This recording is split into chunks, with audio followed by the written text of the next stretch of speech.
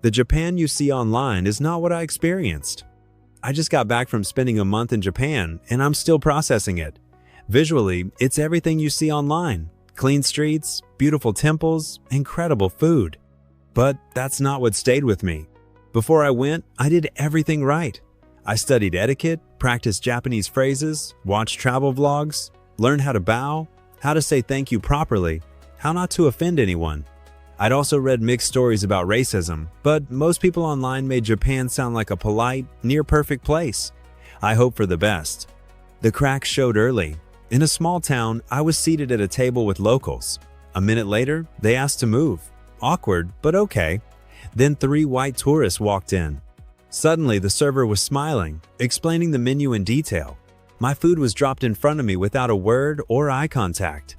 That pattern kept repeating. At one restaurant, locals got full table service while we were handed a buzzer. In Tokyo, I watched South Asian and Latin American groups get told takeout only, while walk-ins behind them were seated immediately. In Osaka, we waited in line outside a restaurant. Staff looked at us, then suddenly announced the line was closed, even though it was hours before closing. As we walked away, other groups were let in without hesitation. Even asking for help felt off. Some people ignored me entirely. Others walked away mid-sentence. One station worker laughed when I asked for directions, told me I was in the wrong place, then sent me somewhere completely incorrect. At restaurants, the contrast was constant. Warm welcomes for locals, bare nods for us, if anything. I'd say thank you first, hoping for a response. Most times, nothing, just silence. None of it was loud. No insults, no confrontations, just quiet exclusion. If you're dark-skinned or black, it adds up fast. You're not pushed out, you're made invisible. Polite on the surface, but distant enough to remind you that you don't belong.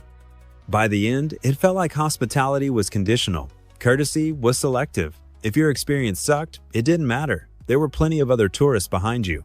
What stayed with me wasn't the scenery or the technology. It was how easily I was made to feel like I didn't exist. This side of Japan isn't what you usually see online, but it's real. And it happened to me. What do you think about this?